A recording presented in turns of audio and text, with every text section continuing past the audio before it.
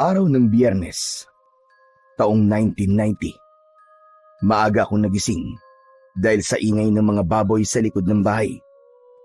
Mabilis akong bumangon nang maalala kong yun pala ang araw na kailangan namin maghatid ng mga baboy sa isang baryo na tawagin na lamang nating Baryo Santo Cristo.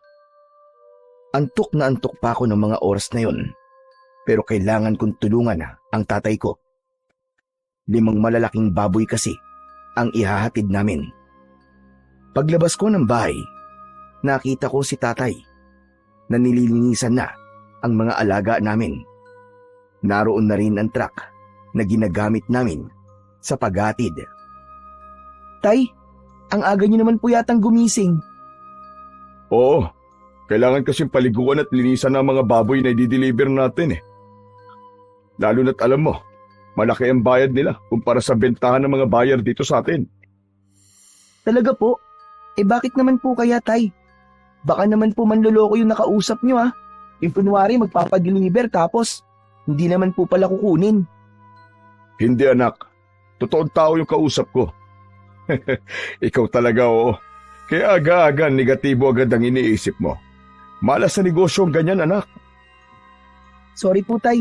Hindi lang po kasi ako makapaniwala na may taong bibili na mas mataas pa sa presyo sa palengke.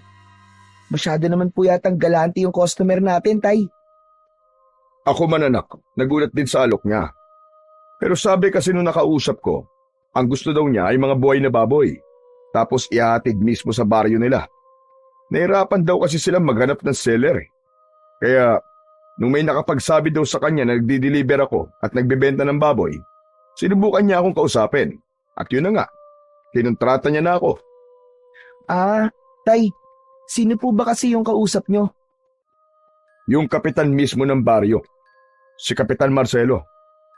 Mabait daw na tao yun, sabi ng mga nakakakilala sa kanya. Saka, totoo daw na galante. Kung ganun, ayos naman po pala, tay. Walang problema. Maayos talaga. Kasi, maayos naman siya kausap eh. Noong una nga parang ayaw kong tanggapin kasi malayo pero doble agad yung presyo. Kaya yun, tinanggap ko na. Aba sayang din yun, di ba? Ngayon pa namang kailangan na kailangan natin ng pera.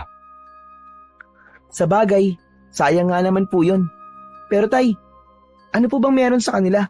Bakit kailangan po nila ng madaming baboy? Sabi may gaganapin daw na pesta. Talaga tay? May piyesta? Wow! Anong wow anak? Alam mo, huwag kang masyadong excited ah. Dadalhin lang natin yung mga baboy doon, tapos uuwi na rin kagad tayo. Ay, ano ba yan? Akala ko pa naman makakapamasyal ako doon. Loko ka talagang bata ka. Pasyal na naman ang nasa isip mo. Basta sumama ka lang, para may kasama ako. Saka kailangan nating pagbutihan ng pagtitinda. Para sa susunod, sa atin na sila kukuha.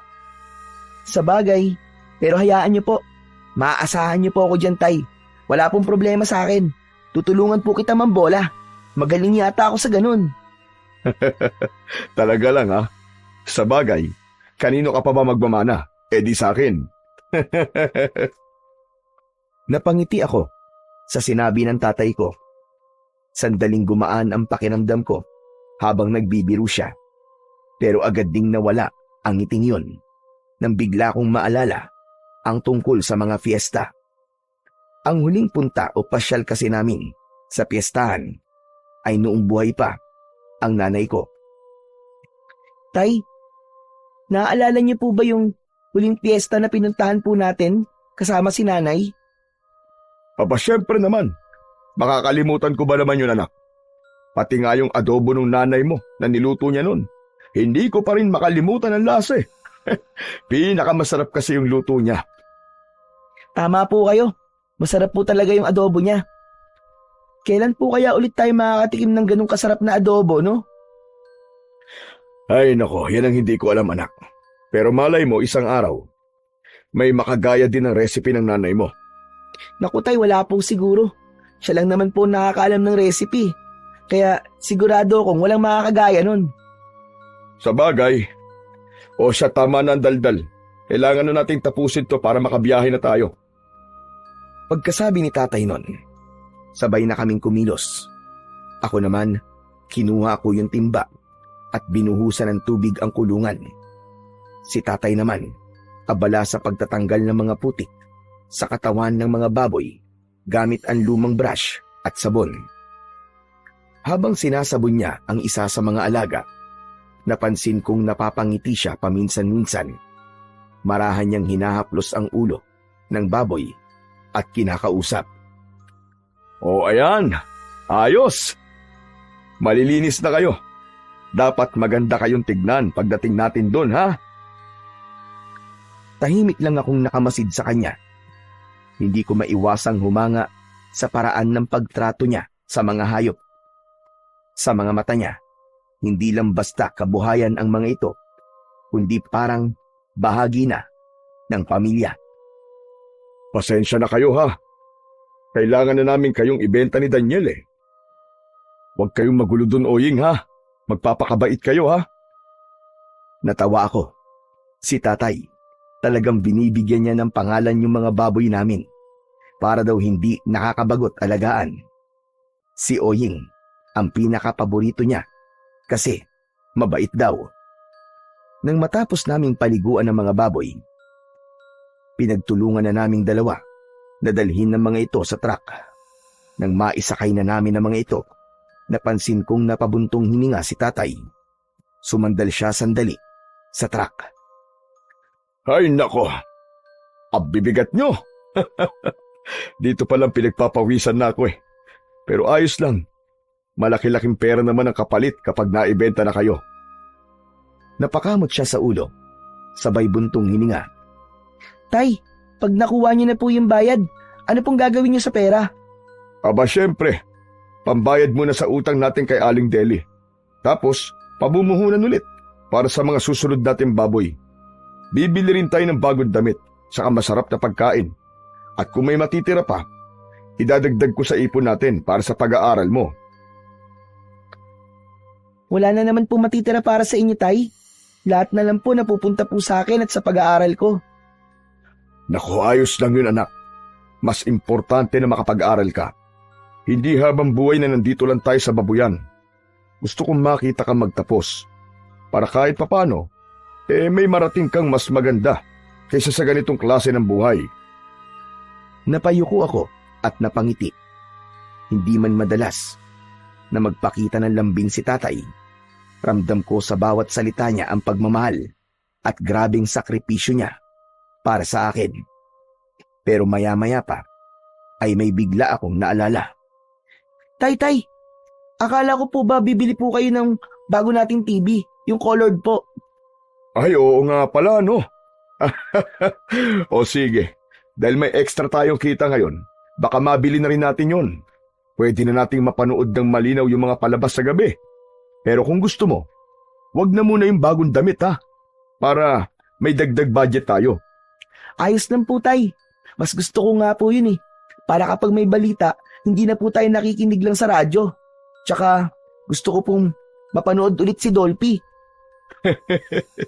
O sige, akong bahala doon. O sige na anak, maghanda ka na. Punuin mo yung jug ng tubig at baka maubusan tayo sa daan. Ako naman itatali ko na tong kulungan sa truck para masigurong hindi makakalabas ang mga baboy. Baka mamaya makatakas pa. Pera na, naging bato pa. Sige po, Tay. Tumakbo ako, papasok sa bahay. Kinuha ko ang jug at pinunuyon ng malamig na tubig. Dinala ko na rin yung mga baon naming tinapay at kape sa garapon. Paglabas ko, nakita ko si tatay na inaayos na ang mga tali ng baboy at tiniyak na matibay ito. Lumapit ako sa kanya at inabutan ko siya ng tinapay.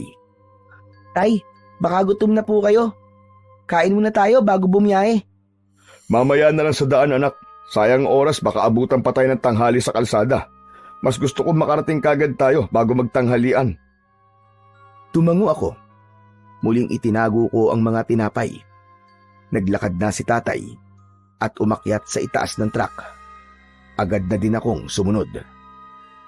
O ano anak, handa ka na ba? Siyempre naman po. Ako pa ba? Inistart na ng tatay ko ang makina ng truck. Umugong ito at dahan-dahan kaming lumabas ng bakuran. Bigla ako napatingin sa bahay namin. Ewan ko ba, pero may kakaibang bigat akong naramdaman sa dibdib. Parang may naririnig ako sa isip ko na nagsasabing bumalik kami at wag nang tumuloy. Parang gusto kong bumaba bigla at tumakbo pabalik ng bahay. Hindi ko alam kung bakit, pero yung pakiramdam ko ng mga oras na yun, parang yun na ang huling pagkakataon na makikita ko ang bahay namin. Sasabihin ko sana yun kay tatay, pero naduwag ako. Napatitig ako sa mukha niya. Masaya kasi siya. Halatang excited sa kikitain namin. Paglingon ko muli sa bahay, napansin ko ang isang itim na aso sa harap ng bakuran. Nakatayo lang ito roon, nakatingin sa amin. Kakaiba ang itsura niya. Hindi ito mukhang karaniwang aso lang. Mas malaki at ang balahibo nito itim na itim. Mas mukha siyang asong lobo nang titigan kong mabuti. Tay, tinan niyo may aso po sa bahay oh. Biglang tumigil ang truck. Napatingin si tatay sa direksyong sinabi ko. Ha? Anong aso? Nasaan? Ayun po oh. Wala naman akong nakikita, Daniela. Ano bang aso yung sinasabi mo? Wala naman tayong alagang aso, di ba? Opo, wala nga po. Kaya nga po nagtataka ako kung bakit may aso eh. Ayun po oh, nakatitig po siya sa atin. Naglalaway po ang bibig niya tapos, ayun oh, ang pula-pula po ng mga mata niya. Parang... Hindi ko na naituloy ang sasabihin ko sa tatay ko. Bigla kasing umalulong yung aso. Malakas, mahaba, parang may gustong sabihin. Agad na tumayo ang balahibo ko sa batok. Sandali nga. Mukhang namamalik mata ka o namamaligno anak ka. Teka. May ibibigay ako sa'yo. Sandali lang. May kinuha siya mula sa ilalim ng t-shirt niya. Inilabas niya mula doon ng isang kwintas na may palamuting gintong medalyon na may ukit ng araw sa gitna. Luma na ito. Medyo nangingitim na ang kwintas. Ano po yan, tay? Agimat to, anak. Minana ko pa sa lolo ko. Sabi niya, mabisang panlaban daw sa mga masasamang nilalang. Wow, talaga po? Paano po ginagamit yan? Ewan ko rin, anak eh. Hindi ko pa kasi nasusubukan. Ginagamit ko lang to bilang pampaswerte sa negosyo at sa awa naman ng Diyos, mukhang gumagana naman. Ang ganda po niyan, tay. Pero bakit niyo po binibigay sa akin? Para hindi ka na matakot. Para hindi mo na makita kung ano man yung mga nakikita mong kakaiba. O heto, isuot mo na para may proteksyon ka. Dahan-dahan niyang isinabit sa leeg ko ang medalyon. Nang dumampi ito sa balat ko, para akong nakuryente ng bagya. Napapikit ako sandali. Pagbulat ko, tumingin ako ulit sa direksyon ng aso. Ngunit wala na ito. Tay, biglang nawala yung aso. Ayos yan, sabi ko naman sa iyo eh. O siya, tara na at makaabutin pa tayo ng tanghali. Umusad muli ang truck. Habang tumatakbo kami sa kalsada, hindi ko maiwasang lumingon-lingon sa paligid. Pagtingin ko sa side mirror, parang may mabilis na aninong dumaan at sumampa sa likod ng truck. Mabilis lang, pero sigurado kong may nakita ako. Agad akong napalingon sa likuran, pero wala naman akong nakita. Kinilabutan ako. Hindi ko na lang sinabi kay tatay dahil baka sasabihin na naman niyang guni-guni ko lang. Dahan-dahan kong hinawakan ang agimat na nakasabit sa leeg ko at pinisilyon ng maigpit. Tahimik akong nanalangin na sana totoo nga ang bisa ng medalyon. Makalipas ang 2 oras, nakarating na kami sa bayan kung saan namin katatagpuin ang lalaking magtuturo sa amin ng baryo ng Santo Cristo. Pumarada kami sa may gilid ng kalsada. Habang naghihintay kami, may lumapit na lalaking payat, maputla at halos hindi kumukurap, parang galing sa mahabang sakit o ilang araw na walang tulog. Kayo po ba maghahatid ng baboy? Oo. Ako nga. Si Erning ka ba? Ako nga po. Ako na po sasama sa inyo sa Santo Cristo. Tumango ang tatay ko at binuksan ang pintuan ng truck. Sa tabi ko siya sumakay. Napansin kong nanginginig ng bagya ang mga daliri niya at nang aksidente kong mahawakan ng kamay niya, nanlamig ako. Literal, parang may hinawakan akong yelo. Basa rin ang palad niya pero hindi pawis. Parang tubig na malamig na may kakaibang lagkit. Matagal na po ba kayong taga roon? Aba, oo, matagal na. Malayo pa po ba tayo? Medyo. Mga 1 oras nandun at siguro tayo. Alam mo, mabuti naman at sinundo mo kami ano. Mahirap kasi bumiyahe na malayo tapos hindi mo alam kung saan ang lugar. Walang problema. Si Kapitan mismo nag-utos sa akin para sunduin kayo. Masaya siya't pumayag kayo magatid ng baboy. Matagal na kaya naming inaabangan ng piyesta. Mang Erning, mababait po ba ang mga tao po dun sa lugar nyo? Aba, oo naman. Mababait ang mga tao sa amin. Parang ako. Ganon? Pero parang hindi naman eh. Daniel, wag ganyan na. Sorry po, tay. Sorry din po, Mang Erning. Natawa lang ang lalaki. Pero kakaiba ang tunog ng tawa niya. Mababa, tapos para siyang nasamid at tumigil sa paghinga. Tumingin siya sa akin. Nandidilat ang kanyang mga mata. Mabait naman talaga ako eh. Pero sabi ng iba, tahimik ako at hindi pala bati sa mga tao. Naku mahiyain ka pala ano? Ngumisi siya, sabay labas ng dila para basain ang labi. Pero may napansin akong kakaiba. Maitim ang dila niya, pati ang mga ngipin niya. Napatingin ako kay tatay. Nagbabaka sakaling napansin din niya yon. Pero wala. Normal lang ang itsura ng tatay ko at parang wala siyang nakita o naramdamang kakaiba. Kampante siya kay Mang Erning. Habang patuloy ang biyahe, hindi na ako mapakali. Si Mang Erning tahimik lang. Pinilit kong alisin sa isip ko ang takot. Baka pagod lang siya o kaya naman ay may sakit lang talaga. Maya-maya ay huminto sa gilid ng daan ang truck. Saglit lang Iingihi na ako eh. Sama ako, tay. Kanina pa din po ako naiihi eh.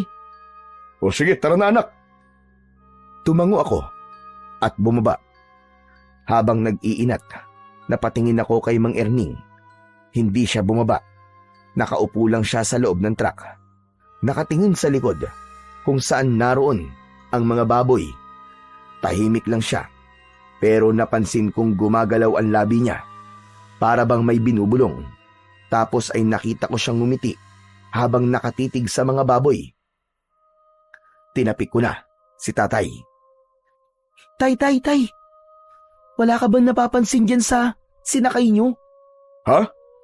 Kay Erning? Aba wala naman Bakit ba? Mukhang adik, tay. Natatakot ako. Labas ng labas yung dila. Daniel, wag kang ganyan. Hindi maganda yung agad kang humuhusga ng tao base lang sa itsura o sa kilos. Kasi naman, tay, ang weird niya talaga eh. Parang walang gagawing maganda. Baka naman pagod lang o kaya may iniisip. Hindi mo alam ang pinagdadaanan ng isang tao, anak Kaya wag kang basta-basta nagsasabi ng kung ano-ano sa tao. Masama yan. Sorry po, tay. Alalahanin mo anak, sa trabaho natin sa biyahe, maraming tao tayong makakasalamuha. Hindi lahat ng kakaiba ay masama at hindi rin lahat ng may mabait na muka ay mapagkakatiwalaan. Opo, tay. Sorry na po talaga. Mabuti pa ay magpahinga na muna tayo. Kumain muna tayo ng agahan.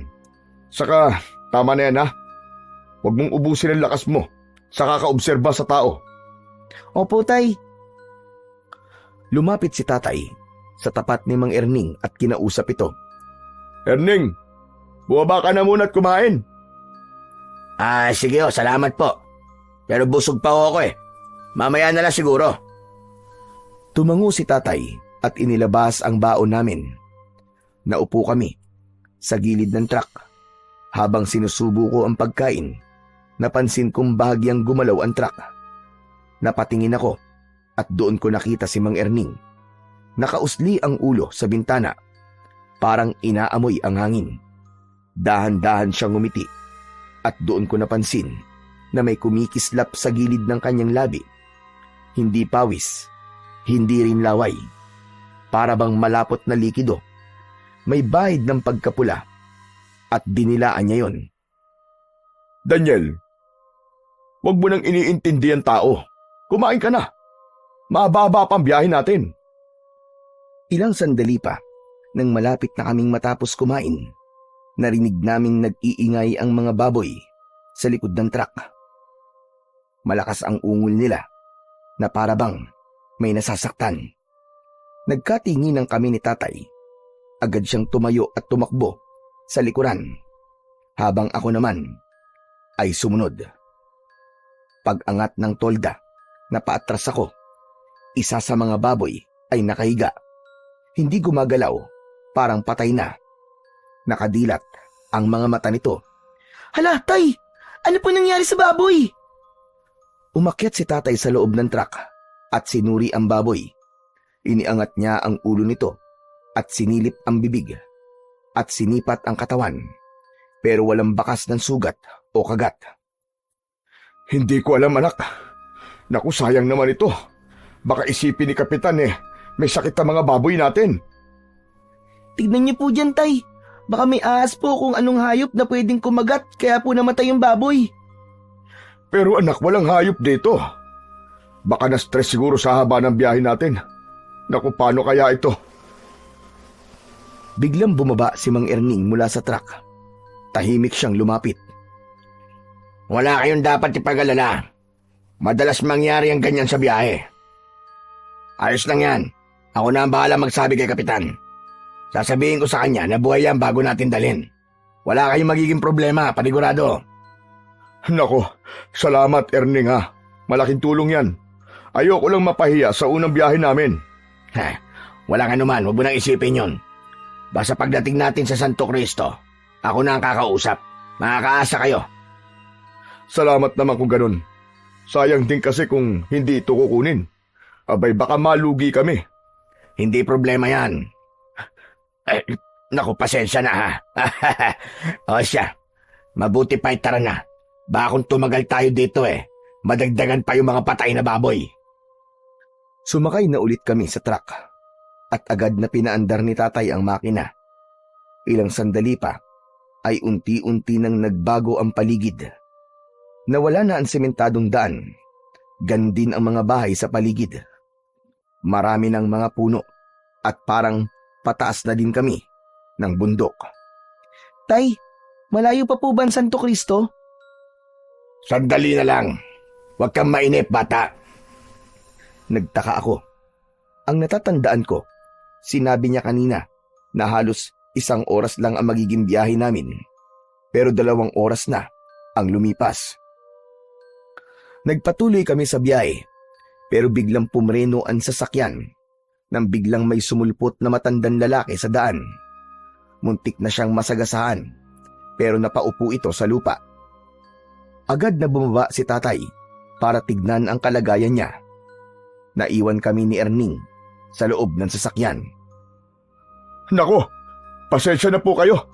Okay lang ho ba kayo? Ay, walang problema. Ayos lang naman ako. Tumayo ang matanda at pinagpag ang kanyang damit. Saan ba kasi kayo pupunta? Bihira na mga sasakyang makarating sa lugar na ito Maghahatid lang po kami ng baboy sa Santo Cristo. Ano kanya? Santo Cristo? Bakit naman kayo maghahatid ng baboy doon? Matagal nang abandonado ang baryo na yon. Apo?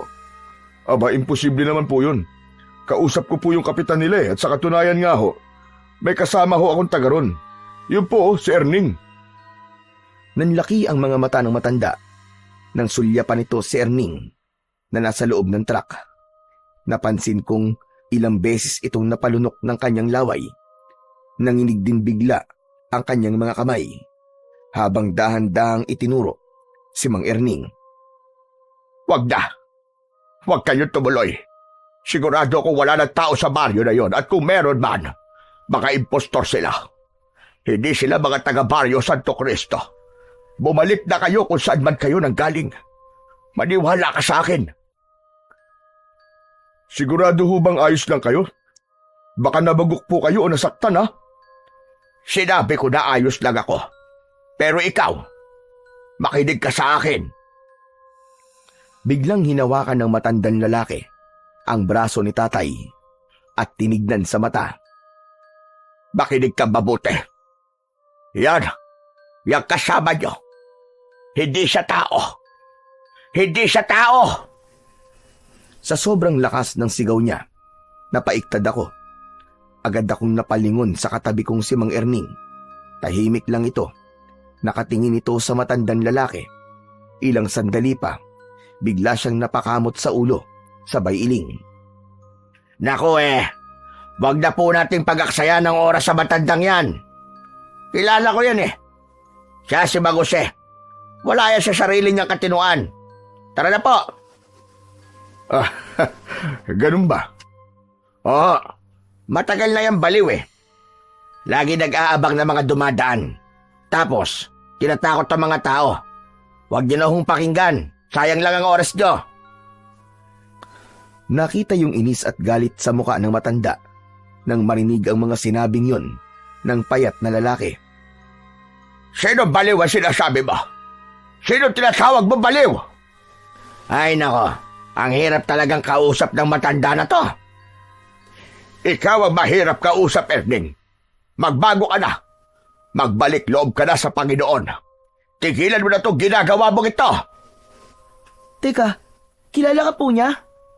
Abay malamang, taga Santo Cristo din yan Biglang lumapit ang matandang lalaki sa may bintana ng sasakyan at tinitigan ako. Iho, makinig ka sa akin. Hindi mga tao ang pupuntahan nyo sa Santo Cristo. Pugad yun ng mga demonyo. Mga demonyo ang nakatira doon. Tama na ho kayo, Lolose. Puro kasinungalingan na lang ang lumalabas sa bibig nyo Paulit-ulit ko lang sinasabi yan sa lahat ng dumaraan dito. Hindi ako nagsisinungaling. Ikaw nga itong... Ikaw itong matagal lang hindi dapat na nandito.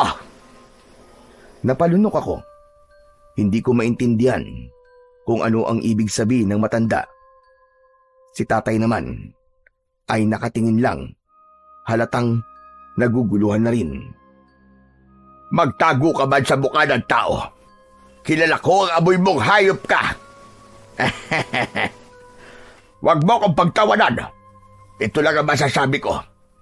Isinusumpa kita. Kapag may nangyari masama sa mga ito, mananagot ka sa akin. Isusumpa kita hanggang sa mabulok ang laman mo. Baliw. Halos manginig sa galit ang matandang lalaki, habang si Mang Erning naman ay tuloy lang sa pagtawa. Parang wala lang sa kanya ang lahat. Ako man, mas lalo pang kinilabutan. Hindi ko alam kung bakit, pero may kakaiba talaga sa tawa ni Erning. Tama na po yan. Mabuti pa tumabi na ho kayo, tatang. Kailangan na po naming umalis Tsaka mag-iingat na lang po kayo sa susunod. Kayo ang mag-ingat, iho. Sinasabi ko na sa inyo, huwag na kayong tumuloy. Huwag kayong maniwala sa demonyong yan. Umuwi na kayo habang may oras pa. Biglang inabot ni Mang Jose ang braso ko. Pero nang dumikit ang kamay niya sa balat ko, bigla siyang napabitaw at nagulat. Ano yon? Ano yon? Bakit parang may kuryente ang katawan mo? Ano ka ba? Nanlaki ang mga mata niya habang nakatingin sa akin. Hindi ako makasagot. Si tatay naman, agad niyang inilayo sa akin ang matanda. Tama na ho. Tinatakot ko na ho ang anak ko Pasensya na rin pero kailangan na rin talaga naming umalis. Sige ho, paalam na po sa inyo, tatang.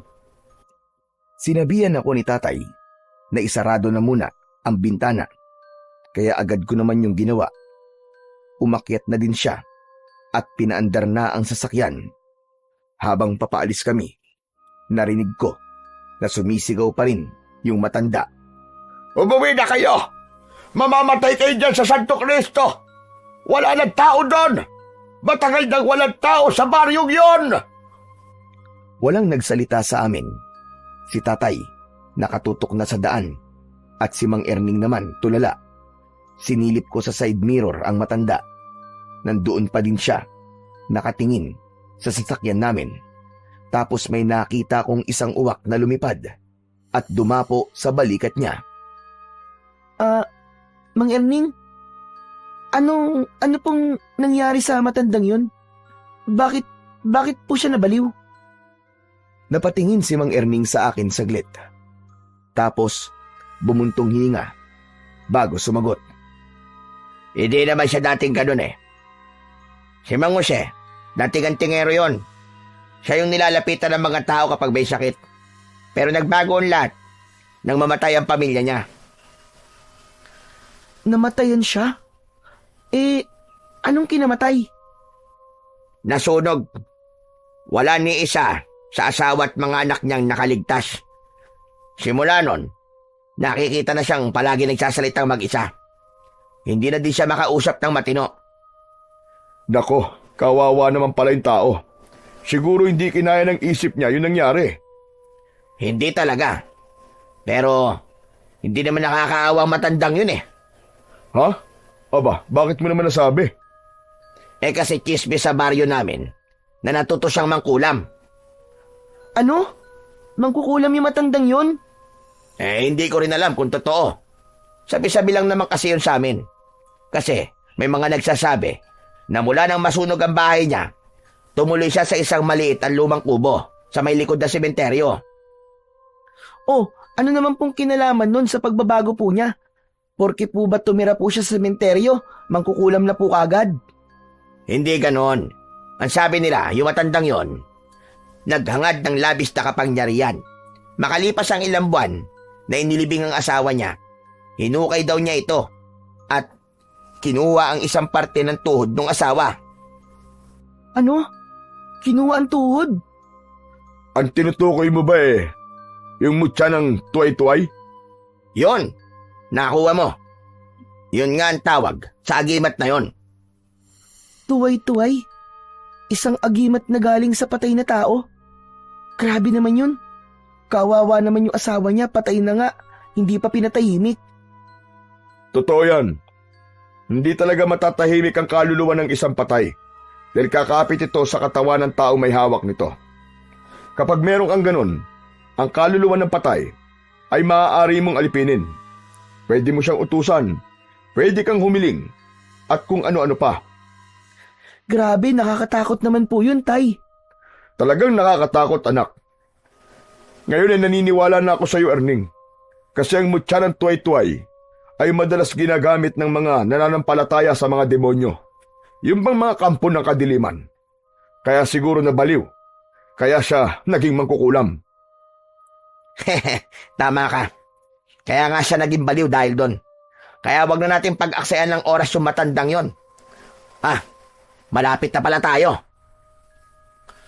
Pagkasabi nito, ay napatingin ako sa labas. Unti-unti nang nagiging makitid ang daan.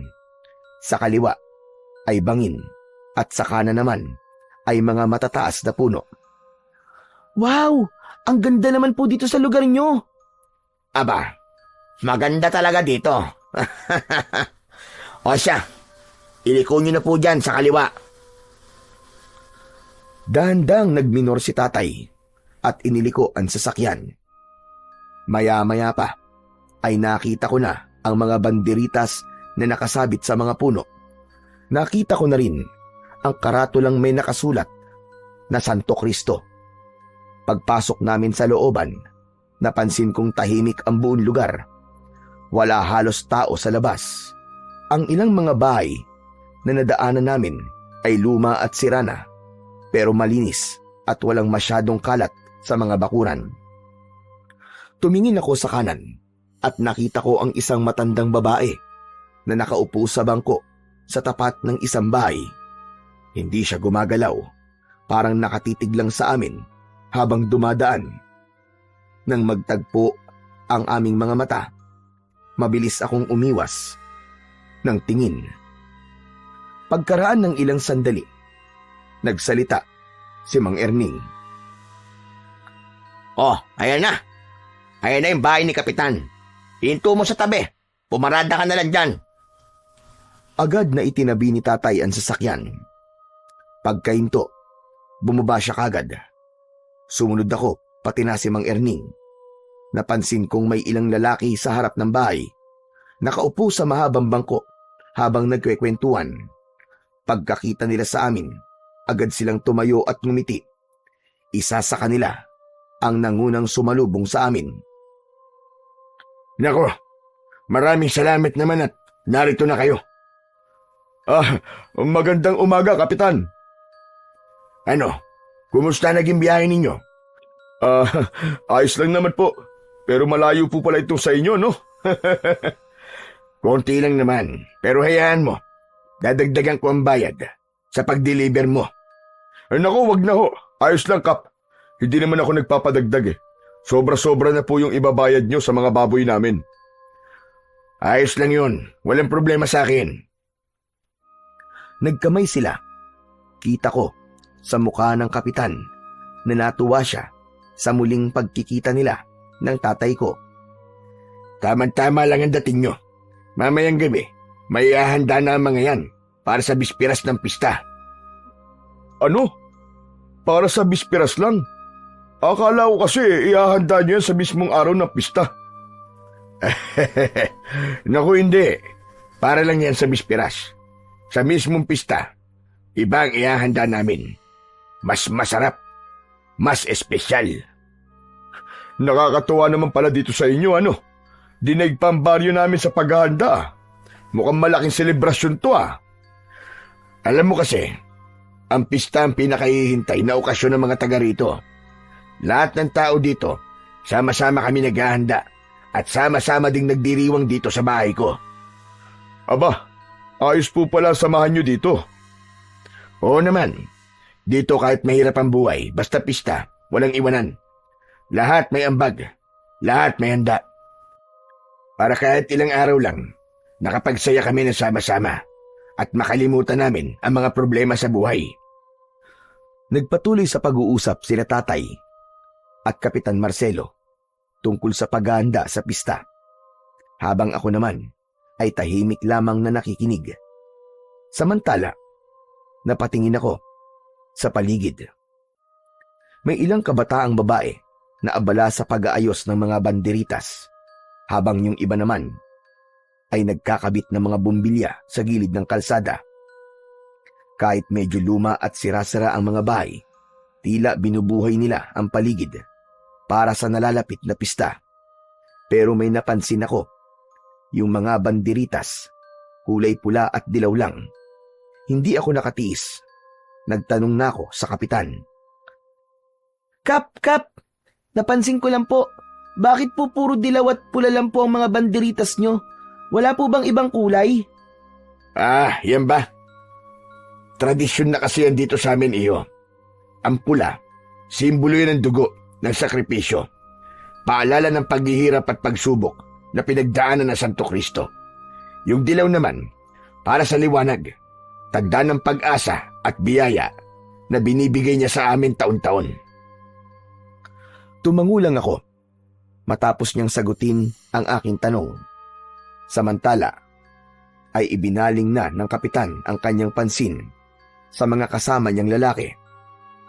Nako, napapasarap tayo na kwentuhan dito ah. Sandali lang ah, at ipapaayos ko lang yung mga baboy.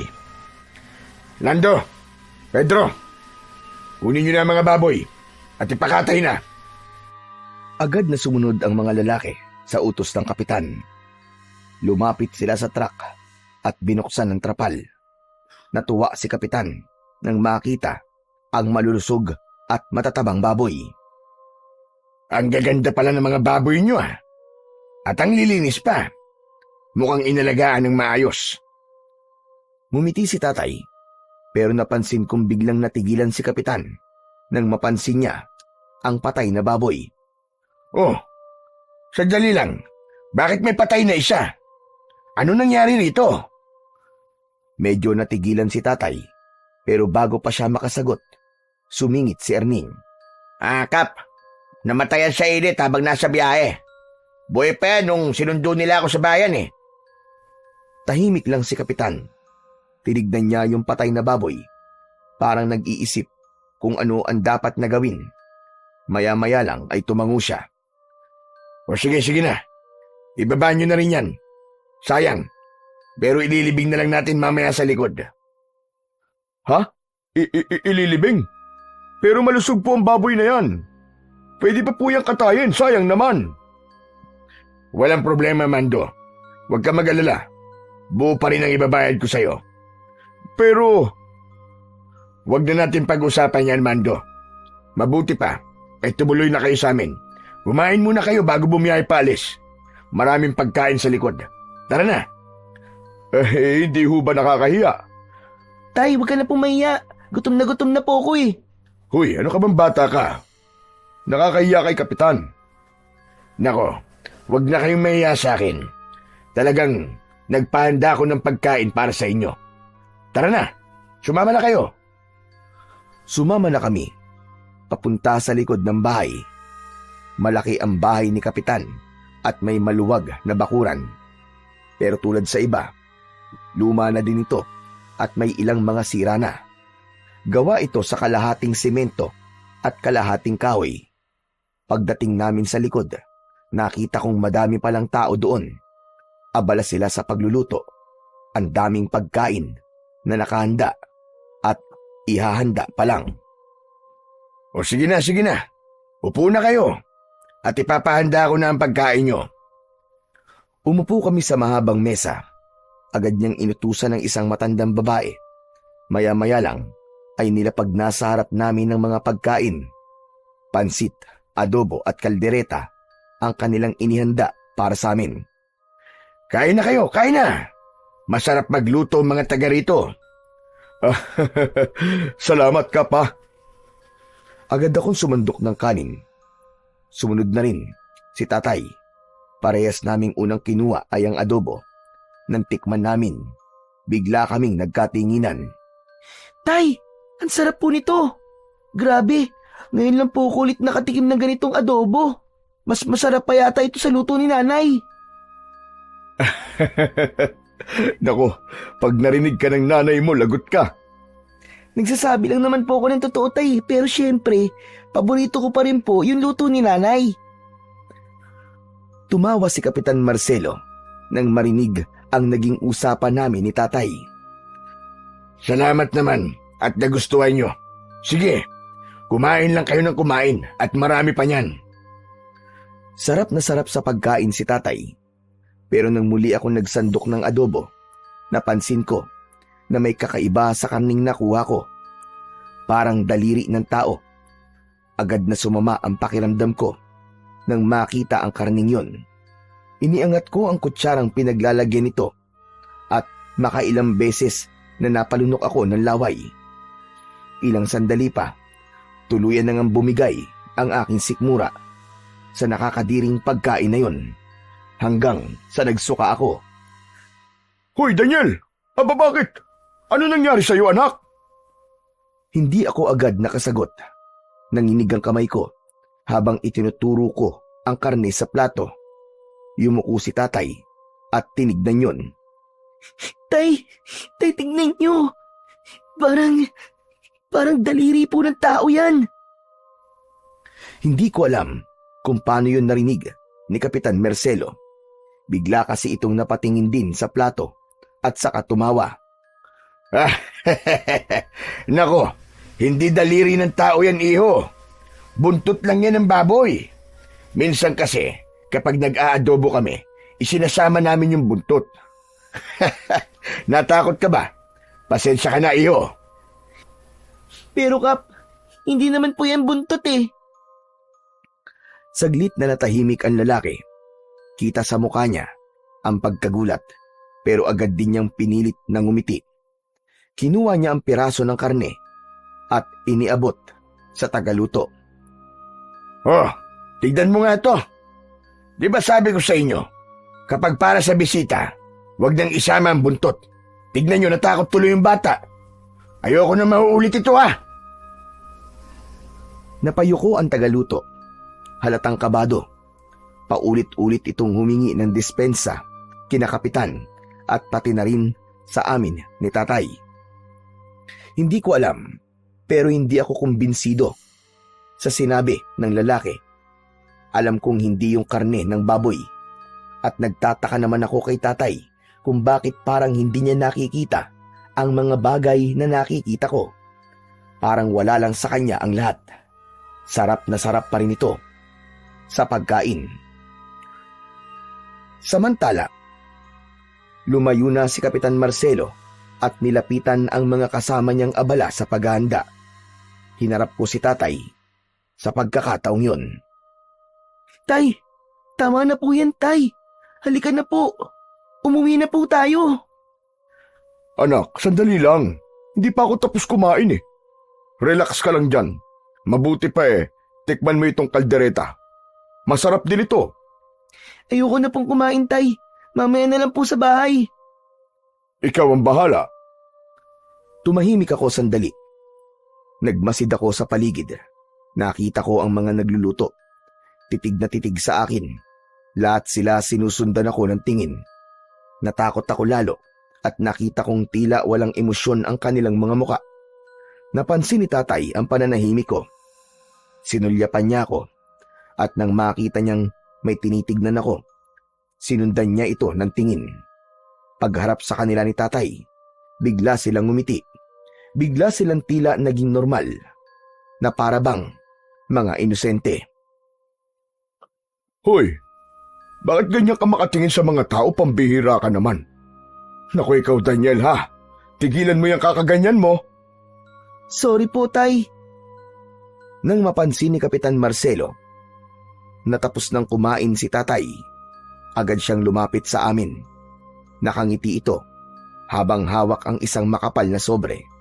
Binuksan niya yon sa harap namin at nagsimulang magbilang ng pera. Oh, Mando, ito ang bayad Dinagdagan ko na rin ng konti, pambawi sa pagod nyo at sa gasolinang ginamit panghatid dito. Maraming salamat, Kapitan. Malaking tulong ho sa amin ito ng anak ko. Nako, maliit na bagay lang yan. Saka, pakonsuelo ko yan para sa susunod na kailanganin namin ng baboy.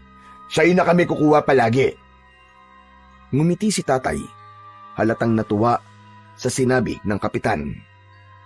Maya-maya pa ay nagpaalam na din si tatay. Oo, sige. Ingat kayo sa biyahe Sana, makabalik kayo ng ligtas. Paglabas namin, para akong nabunutan ng tinik. Gumaan ang dibdib ko kahit papano. Dahil nasa isip ko, sa wakas, makakauwi na kami ng tatay ko. Sumakay na kami sa truck. Hay, salamat naman. At makakaalis na po tayo dito. Napatingin sa akin si tatay. Pagkatapos, ay bigla siyang napailing. Daniel, yung nangyari kanina, huwag mo nang uulitin yun ha? Hindi maganda yung pa-eksena mo na yung kanina. Aba, nakakahiya sa kanila, Daniel. Kasi naman po, tay, sino po bang hindi matatakot kung makakakita ka po ng parang daliri sa ulam? Buntot lang talaga ng baboy yun, anak. Ikaw, masyado ka napapraning May pinagdadaanan ka ba? Kung ano-ano nasa isip mo Pero tay, iba talaga yung itsura Parang... Tama na, Daniel. Tigilan mo na yan. Tumahimik na ako. Kabisado ko si tatay. Sa tono niyang yon, alam kong galit na siya. Ilang sandali, inilagay na niya ang susi at pinaandar ang truck. Anak ng teteng, oo. Sinumpong na naman itong truck natin. Ha? Bakit po? Ayaw na namang umandar Sinubukan niyang paandarin ulit, ngunit wala pa rin. Umuugong lang ang makina, pero namamatay din. Kinabahan na ako. Lumapit si kapitan. at si Mang Erning. Oh, may problema ba, Mando? Oo, Kap. Ayaw umandar ng truck namin. Nako, parang kanina lang Nung nagpunta tayo dito, di ba ayaw di umandar nung una? Subukan mo ulit. Baka mapaandar mo makina. Tumango si tatay at muling sinubukan paandarin.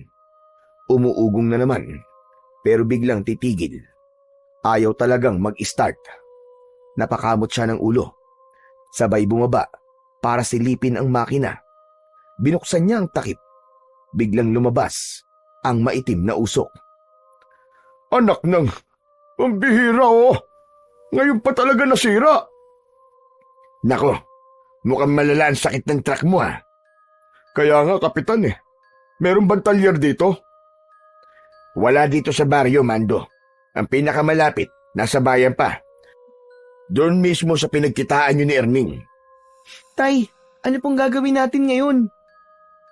Nako, pasensya na kayo Mukhang hindi ko kayo matutulungan sa bagay niyan. Pero bukas, may luluwas ng bayan. Pwede akong magpasundo ng mekaniko para ayusin itong sasakyan nyo. Bukas pa? Ibig po sabihin Oo, bukas pa kasi ang biyahe papunta ng bayan Naku tay, paano po yan? O sige, ganito na lang. Kung gusto nyo, dumito na muna kayo, maski isang gabi lang. Mahirap nang bumiyahe papuntang bayan ngayon. Walang masasakyan, isa pa. Baka wala din pumayag na mekaniko, kasi tanghali na. Tumingin sa akin si tatay. Kita ko sa mukha niya ang pagkadismaya sa nangyari sa truck. Wala kaming magawa. Wala na tayong choice, anak. Dito na muna tayo magpalipas ng gabi. Tumango ako kahit mabigat ang loob ko. Ayos lang yan. Hindi naman namin kayo pababayaan dito Saka may bakanting kubo ako. Pwede kayo dun magpahinga ng anak mo. Salamat po, Kapitan. O sige na, Erning. Samahan mo muna sila sa kubo. Sige po, ako na pong bahala sa kanila. Inihatid na kami ni Mang Erning sa kubo. Nasa gilid lang ito ng bahay ni Kapitan Marcelo. Maliit lang ito at simple. Kahit luma na rin. Pagpasok namin, nakita kong may banig, 2 unan at 2 kumot na maayos na nakapatong sa sahig. Agad na kumuha si Erning ng walis at winalisan ang kubo bago kami pinapasok. Wala kayong dapat na alalahanin dito. Habang nasa poder kayo ni Kapitan, siguradong ligtas kayo. Ang pagkain, hindi nyo problema. Si Kapitan na ang bahala sa lahat ng kailangan nyo. Sige, salamat Erning Walang anuman. Maliit na bagay lang yan. Napatitig ako kay Mang Erning. Sa unang pagkakataon ay natuwa ako sa kanya dahil sa pag-aasikaso niya sa amin. Kahit pala ganun ang itsura niya, mabait talaga siya at masipag. Ang maganda pa nito, mapapanood nyo kung paano kami naghahanda para sa pista. Kung gusto nyo, pwede rin kayong dumalo para maranasan nyo mismo. Talaga po? Pwede po ba talaga? Aba, oo naman. Maganda nga yan at mukhang masaya. Pero parang mas gusto ko atang matulog na muna. Nakakapagod ang biyahe. Nako, mabuti pa nga po. O sige magpahinga na muna kayo. Punta lang ako saglit doon para tumulong. O sige Erning, salamat ulit Lumabas na si Erning. Naiwan kami ni tatay sa loob ng kubo. Humiga na kami sa banig. Ilang sandali lang, narinig ko nang humihilik si tatay. Maya-maya pa, naramdaman ko na ang antok. Ipinikit ko ang aking mga mata. Ilang oras ang nakaraan, bigla akong nagising sa tunog ng tambol. Malakas ang tunog, may tono at may ritmo. Masarap yun sa tenga. Napansin kong may nakasindi na lampara at nakasabit ito sa may bintana. Gabi na pala. Tinignan ko ang aking relo at napakunot ang noo ko nang malamang halos 3 oras na din pala kaming natutulog ni tatay. Sinulyapan ko siya. Masarap pa din ang tulog niya. Dahan-dahan akong bumangon. Hindi ko na siya ginising dahil baka napagod talaga siya. sa pagdadrive.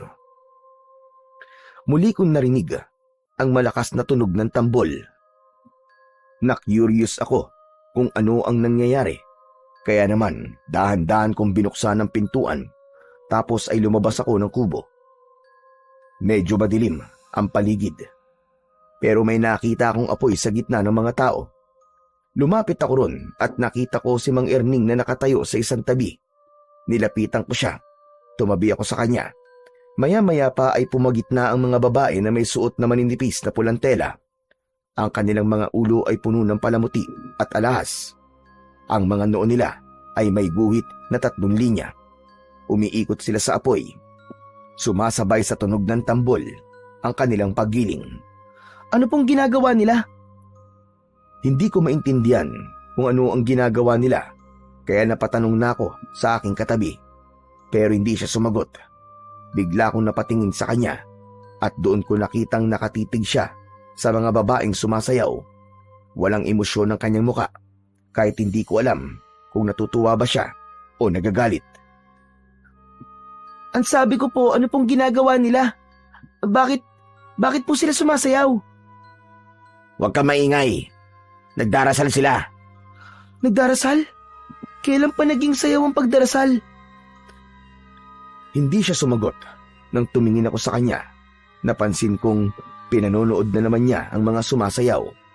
Maya-maya pa ay nagsalita na ang mga babae. Totoo nga, nagdarasal sila, pero hindi ko maintindihan kung ano ang sinasabi nila. Ibang lengguwahe kasi ang gamit. Ilang sandali pa, may lumapit na 3 lalaki kay Erning.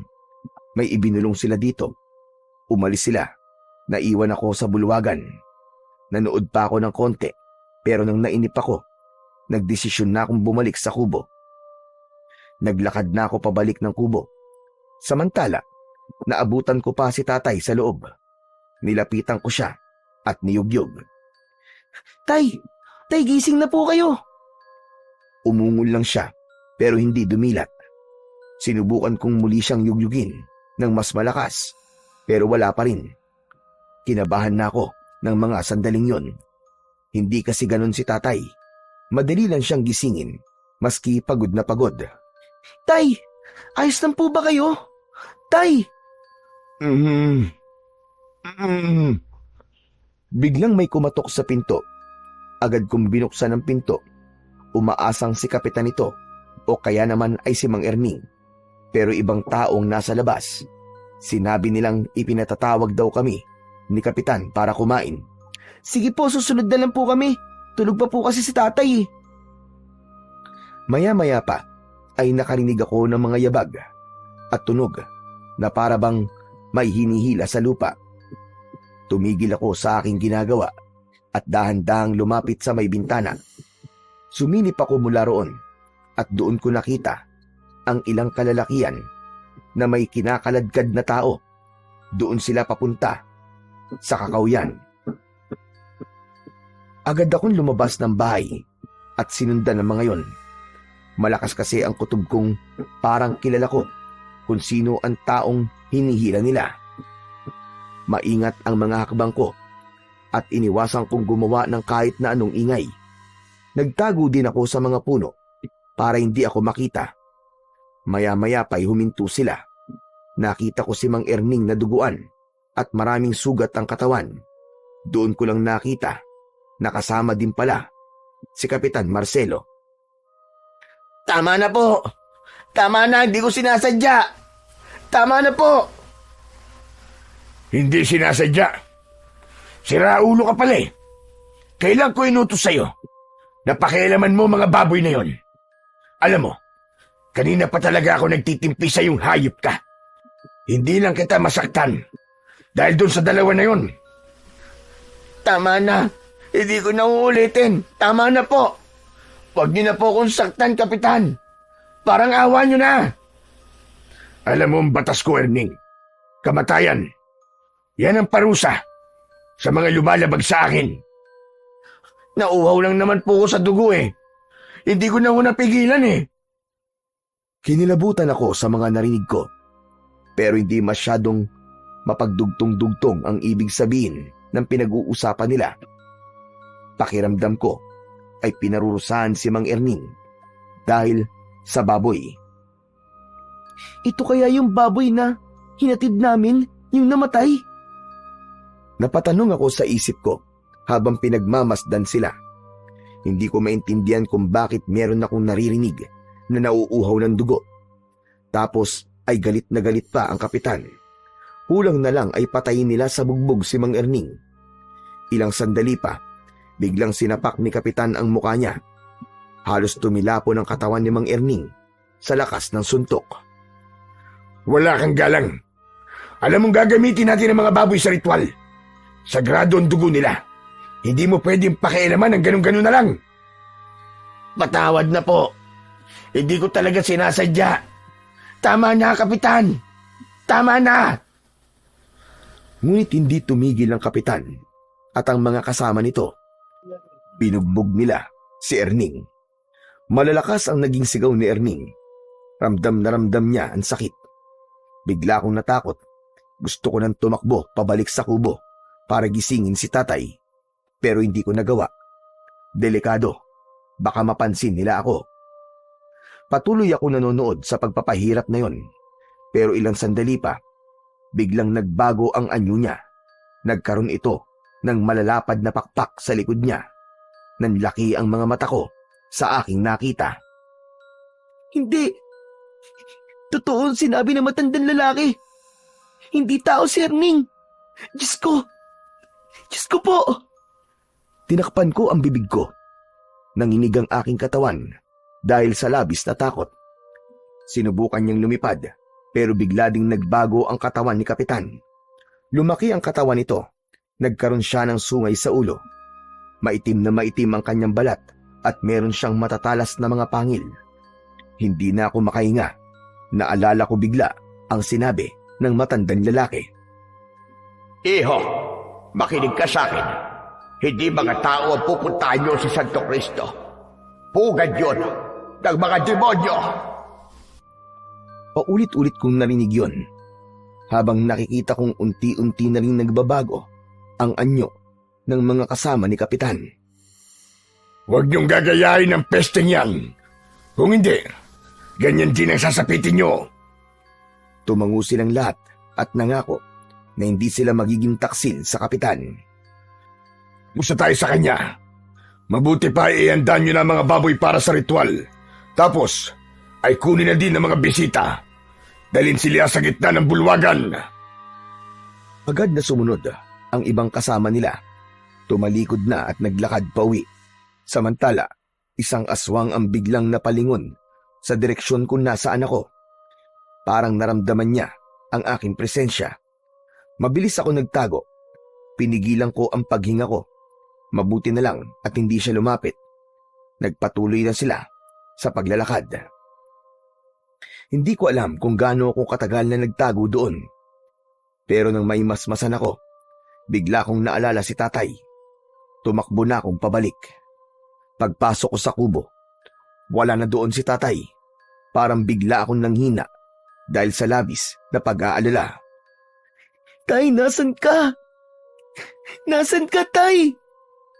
Lumapit ako sa bintana at pinagmasdan ang paligid sa labas. Pero hindi ko siya nakita. Pero may nakita akong isang tao na nagtatago sa likod ng isang puno. Pinagmasdan ko siya at kinilala. Nagulat ako nang mapagtanto kong si Mang Husion, ang matanda. Nakita niyang tinitignan ko siya. Agad siyang sumenyas sa akin at lumapit. Kaya naman, mabilis akong lumabas ng kubo. Bilisan mo, habang wala pa sila. Kailangan natin makatakas dito. Po, makatakas? Itatakas niyo po ako? Oo, kaya bilisan mo. Tara na. Hindi po pwede. Nawawala po ang tatay ko. Kailangan ko po siyang hanapin. Kailangan ko po siguraduhin na ligtas siya. Sarili mo muna ang isipin mo ngayon, bata. Malalakas sa mga aswang dito. Tara na, bago pa mahuli ang lahat. Salamat po. Pero hindi ko po pwedeng iwan dito ang tatay ko. Hindi ko po kaya. Matigas talaga ang ulo nyo. Alam mo bang sinundan ko pa kayo rito para lamang mailigtas? Pero heto ka, ayaw mo sumama. Hindi mo alam kung gaano kadelikado ang lugar na ito. Alam ko na po, tatang. Totoo po mga sinabi niyo. Mga kampon po ng demonyo, mga nakatira dito. Kaya nga sumama ka na sa akin. Iligtas mo ang iyong sarili. Hindi po. Hindi ko po pwedeng iwan si tatay dito, tatang. Gusto mo din bang mamatay kagaya niya? Ano? Ano sabi nyo? Hindi pa patay ang tatay ko. Bawiin niyo po sinabi nyo. Huwag kang sumigaw. Maririnig tayo ng mga aswang. Uulitin ko, sumama ka na sa akin. Wala na tayong magagawa sa tatay mo. Ayoko po, ayoko. Pasensya na po. Bahala ka sa buhay mo. Sige, hanapin mo. Magpakita ka sa mga aswang. Total, kaya mo naman, di ba? Kaya mong iligtas ang sarili mo at ang iyong ama. Di na po baling mamatay ako. Basta masiguro ko lang po na ligtas ang tatay ko. Hindi mo naiintindihan, iho. Ako po hindi nyo naiintindihan. Hindi po ako aalis dito nang di ko po kasama ang tatay ko. Hanggat may kaya po akong gawin, gagawin ko. Hindi niyo po siguro alam kung ano ang pakiramdam na nag-aalala sa mga mahal sa buhay. Kasi kayo, wala kayong nagawa nun nang masunog ang pamilya nyo. Wala kayong nagawa para iligtas sila. Ang sakit na sinabi mo, bata. Pero siguro nga tama ka. Kung may magagawa ka pa, sige gawin mo. Pero ito, tagdaan mo. Hindi mo alam kung gaano kasama ang mga nilalang dito. Hindi mo sila kakayanin. Alam ko po, pero mas hindi ko po kakayanin kung wala po ang tatay ko. Ay, nako. Bahala ka na. Sana nga, makaligtas kayong dalawa ng tatay mo. Ilang sandali pa, tumalikod na siya at nagsimulang maglakad palayo. Nang makaalis na si Mang Jose, bumalik ako sa kubo. Naghanap ako ng mga gamit doon na maaaring gawin sandata. Pero wala. Kinapa ko ang medalyon. Bumulong ako ng isang panalangin na sana iligtas niya kami ng tatay ko. Buong puso kong hinalikan at hinaplos ang medalyon. Umaasa ako na tutuparin niya ang hiling ko. Hindi nagtagal, may narinig akong mga mabibigat na yabag sa labas ng kubo. Bago pa ako makapagtago, bumukas ang pinto. 5 lalaki ang pumasok. Agad nila akong hinawakan sa magkabilaan kong braso. Bitiwan niyo ako! Ano ginagawa niyo? Saan niyo ako dadalhin? Bitiwan niyo ako! Wala akong nagawa. Agad nila akong ginapos ng lubid. Sinubukan kong magpamiglas, pero mas lalo lang nilang hinigpitan ang tali. Huwag ka nang sumigaw, bata. Huwag mo nang sayangin ang lakas mo. Dahil wala naman makakarinig sa'yo dito. Kapitan? Hayop ka! Hayop ka! Demonyo ka! Tigilan mo yan. Kundi, puputulan kita ng dila. Bigla ako natahimik sa sinabi niya. Ilang saglit pa ay inutusan niya ang mga lalaki na dalhin ako sa gitna ng bakuran niya. Pagdating namin doon, sinalubong kami ng tingin ng mga tao. Dinala nila ako sa gitna at pasalampak na pinaupo sa lupa. May mga lalaking naroon din sa gitna. May hawak silang malalapad at matatalim na itak. Nangingintab sa langis ang mga katawan nito. Sumunod si Kapitan Marcelo sa gitna. Tinitigan niya ako pati na ang mga lalaki na may hawak na itak. Tapos bigla siyang ngumisi at muli niya akong hinarap. Ano, kumusta bata? Nagugustuhan mo na ba ang aming pista? Hindi ako sumagot. Yumuko lang ako. Pero nanginginig pa rin ang mga kamay ko. Natatakot ka na ba, ha bata? Ano bang gagawin niyo sa akin? Gusto mo ba talagang malaman? Bigla siyang lumapit sa akin at bahagyang yumuko. Idinikit niya ang mukha niya sa akin. Halos magkadikit na ang mga ilong namin. Tapos dahan-dahang bumaba sa leeg ko ang kanyang muka at dahan-dahan yung inamoy. Gusto ko siyang pigilan sa ginagawa niya pero hindi ko magawa dahil nakatali ako. Nang magsawa siya, tumayo na siya ng diretso. Nakita kong muli siyang ngumisi at ang mga mata niya ay naging malikot. Napansin ko ding nagpula siya ng laway sa kanyang bibig. Totoo nga sinabi ni Erning. Mabango ang amoy ng iyong dugo. Ano? Kaya pala, hindi siya nakapagpigil. Hinawakan niya ang mukha ko at tinitigan ako sa mata. Parang gusto niyang subukin kung hanggang saan ang tapang ko. Pinakita niya sa akin ang matutulis niyang pangil.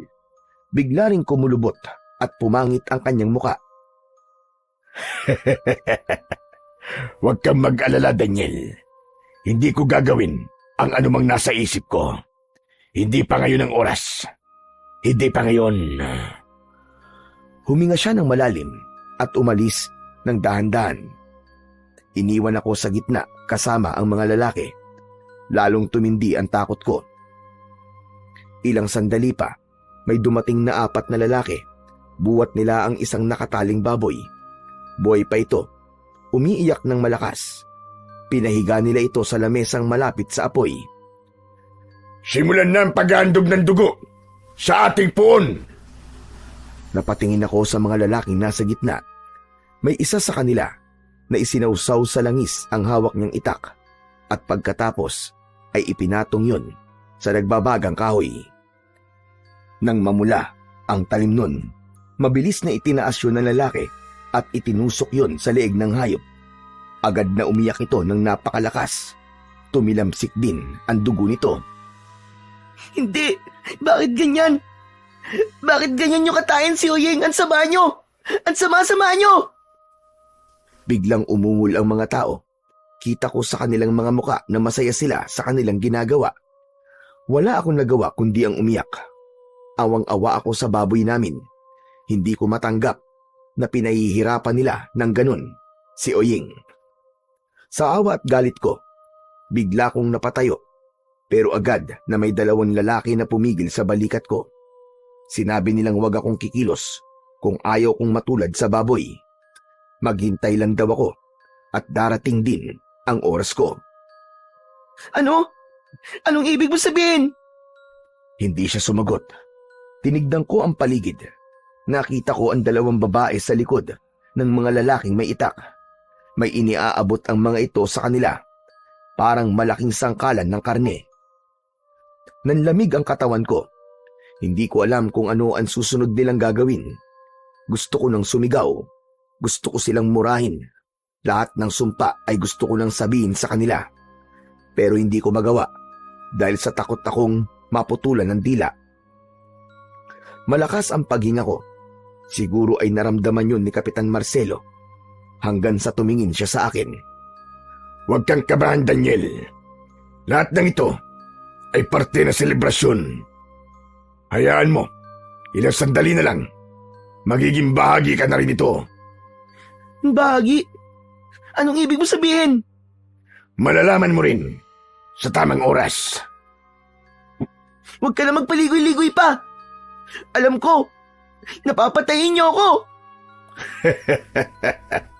Matalino kang bata. Pero huwag ka mag-alala. Hindi mo pa naman oras. Pagkatapos sabihin yun ni Kapitan, bumaling ang tingin niya sa mga lalaking nasa gitna. Inutusan niya ang mga itong katayin na ang baboy. Tinadtad na nila si Oyeng. At nang matapos ay isa-isang lumapit ang mga tao. Binigyan sila ng tig-iisang hiwa ng karne. Hindi ko napaghandaan ang mga sumunod na nangyari. Yung mga tao kasi, kitang-kita ko kung paano nila kinain ang sariwang karne.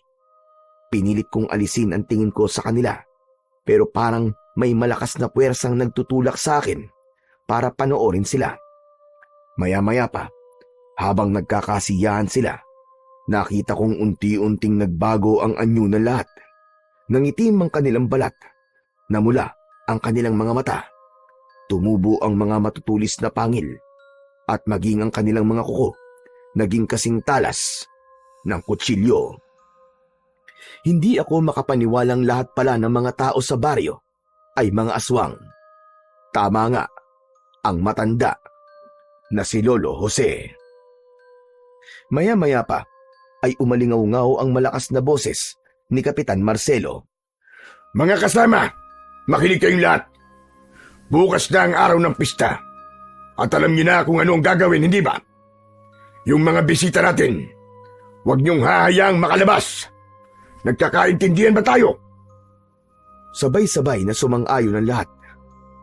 Samantala, Nang matapos ang kanilang pagtitipon, muling lumapit sa akin si Kapitan. Tumitig siya ng matagal, tapos ay ngumiti ng bahagya. Mabuti pa ay magpahinga ka na muna. Mga kasama, ihatid uli ito sa kubo. Agad akong kinaladkad ng dalawang lalaki. Hindi na ako kumontra at hindi na rin ako lumaban. Nakita kong nakasunod siya sa akin. At nang maihatid ako sa mismong kubo, agad ko siyang tinanong. Nasaan ang tatay ko? Sabihin mo, nasaan ang tatay ko? Hindi sumagot ang lalaki.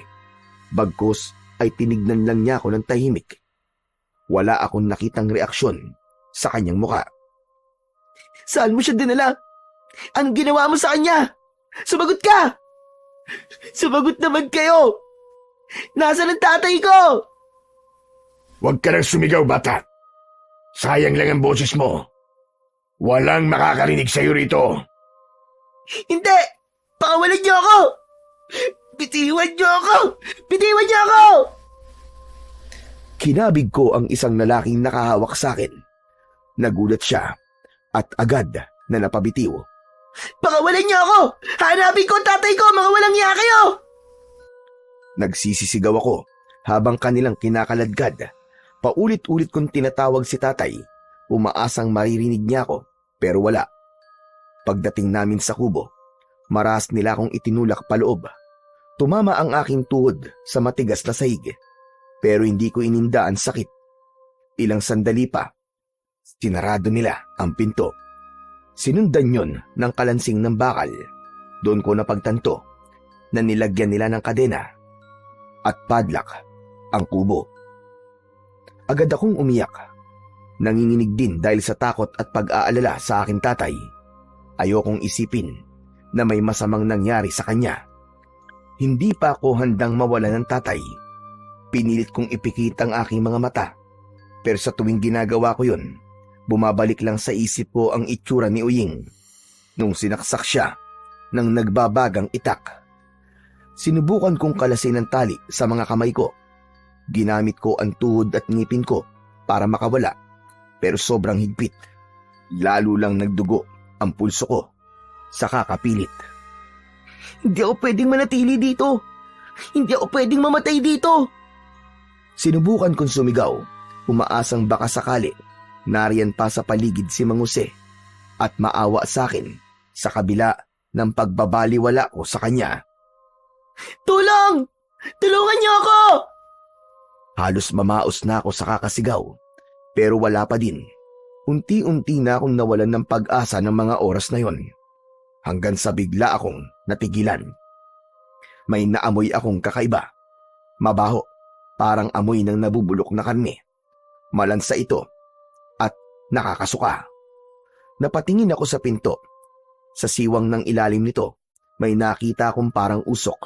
Itim yun at parang gumagapang. Unti-unti yung pumasok sa loob ng kubo. Nanlaki ang mga mata ko sa takot. Tapos ilang sandali pa, nang tuluyan itong makapasok, nagbago ito ng anyo.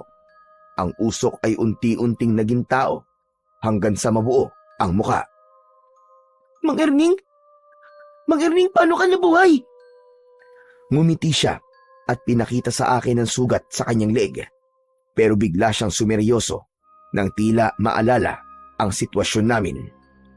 Wala na tayong oras para magkwentuhan. Kailangan na nating umalis ngayon. Teka, sandali. Sasama ako sa'yo?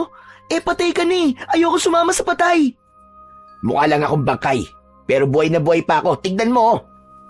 Pero... Huwag ka na mag-inarte. Ano mang oras ay babalik na sila dito. Pahihirapan ka nila bago patayin. Kaya tara na. Pero paano ka nga nabuhay? Ang kulit mo naman, bata ka. Oo na, ikikwento ko na. Hindi nila ako tuluyang napatay.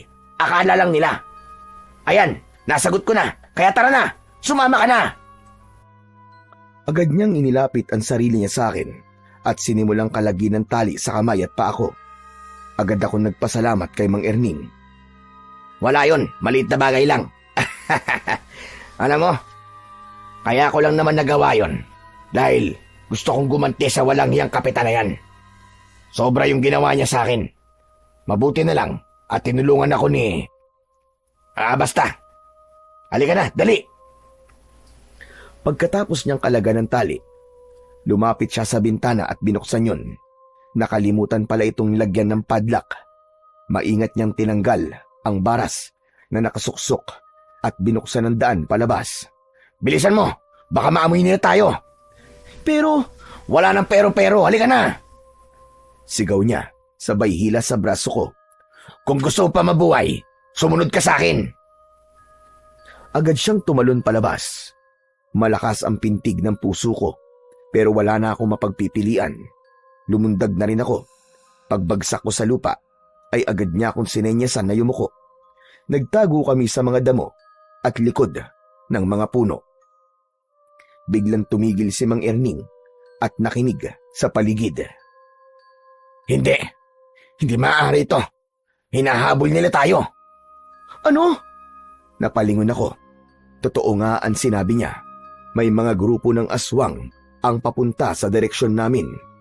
Mas binilisan pa namin ang aming pagtakbo hanggang sa bigla siyang sumigaw. Dito tayo, tara! Ngunit bago pa man kami makalayo, isang aswang ang mabilis na sumulpot mula sa kanan. Lumipad ito paabante at muntik pa akong makuha. Umalis ka! Takbo! Pero ikaw, paano ka, Mang Erning? Huwag mo akong isipin. Sige na, iligtas mo ang sarili mo. Tumakbo ka na! Lumaban siya sa isang aswang. Sa pagkakataong ito, hindi na ako tumanggi. Mabilis akong kumilos. Mas binilisan ko din ang aking pagtakbo para makatakas. Maya-maya pa ay may narinig akong malakas na pagaspas ng pakpak. Sumiksik ako sa ilalim ng malaking puno. Lumabas ka dyan, Daniel. Alam kong nandito ka lang. Halos hindi ako humihinga dahil sa matinding kaba ko.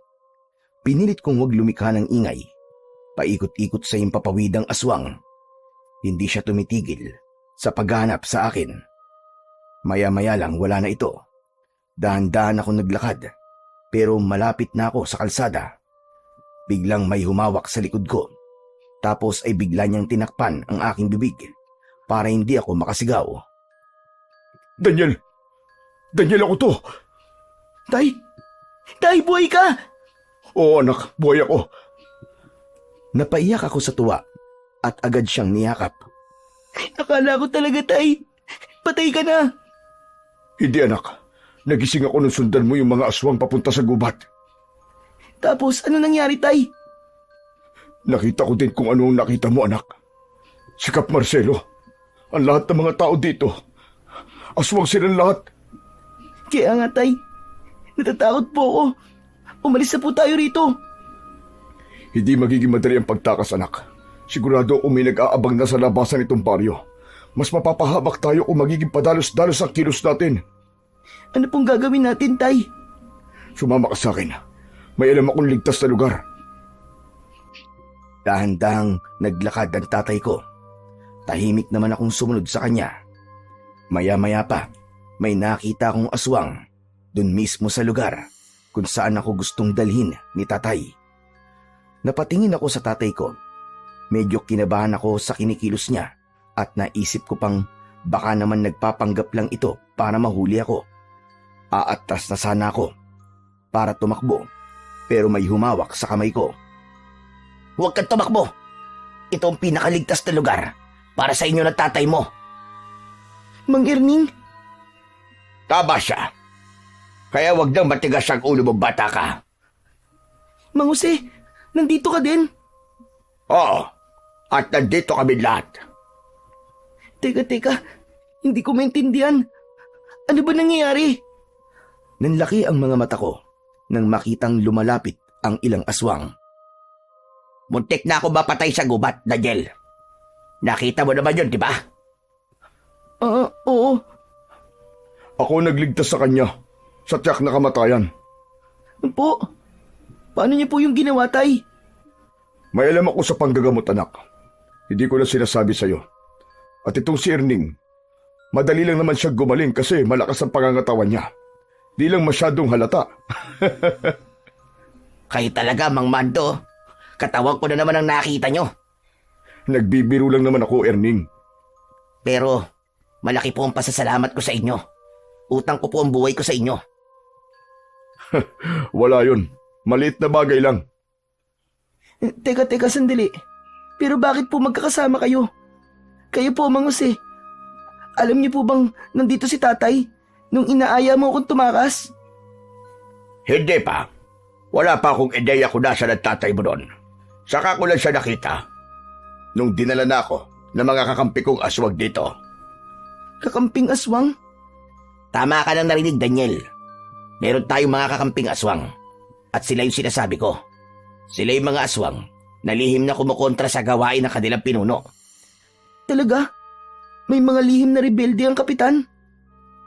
Oo. At ngayon ko lang nalaman na sila yung lihim na kumikilos para iligtas sa mga taong dinadala ko. Huwag mo na akong pagdudahan. Sa ginawa sa akin ng hayop na yon.